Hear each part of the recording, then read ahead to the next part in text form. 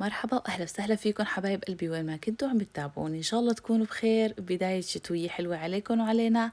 تعالوا نروح نشوف شو رح نعمل اليوم. صباحية حلوة ورح نفكر بغدا حلو. فإذا عجبكم الفيديو لا تنسوني من الدعم والاشتراك في القناة وتفعيل زر الجرس والضغط على اللايك فضلا منكم وليس أمرا. ولا تنسوا حبايب قلبي كمان شاركوا الفيديو مع الأصدقاء قد ما بتقدروا مشان قناتي تكبر فيكم وتصيروا عيلتي الحلوة.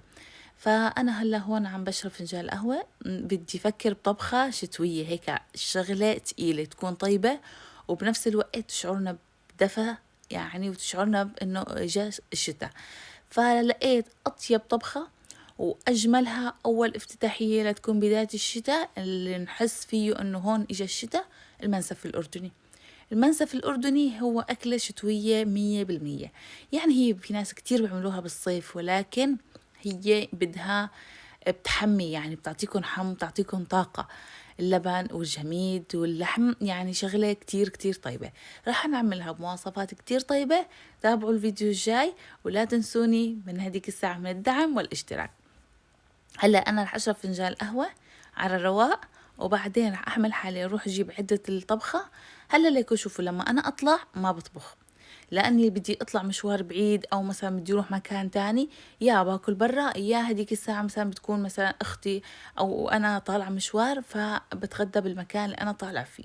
هلا خلصت مشواري يعني أنا جبت الأغراض اللي بدي إياها وبعدين روحت كانت أختي عاملة مندي. أكلنا كان الغدا هناك وبنفس الوقت عاملة الكشك كتير كتير طيب.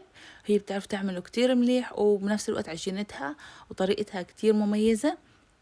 كانوا طيبين كتير. وصوص الدقوس طعمته مع الرز صحيح حاد ولكن هو اللي بيجيب نكهة الرز. بدونه ما بيطلع طيب يعني أنا أقول لحالي حامي حد كتير ومع ذلك أقول لحالي الرز ما بتاكل بدونه. فهذا كان غدانا لليوم وهذا كان مشواري. وتابعوني بالفيديو الجاي رح نعمل مع بعض المنسف الأردني بطريقة بتجنن وطريقة عن جد رائعة. رح تعتمدوها كتير كتير وهي طريقة مميزة. هلا بشوفكم في الفيديو جديد وسلام.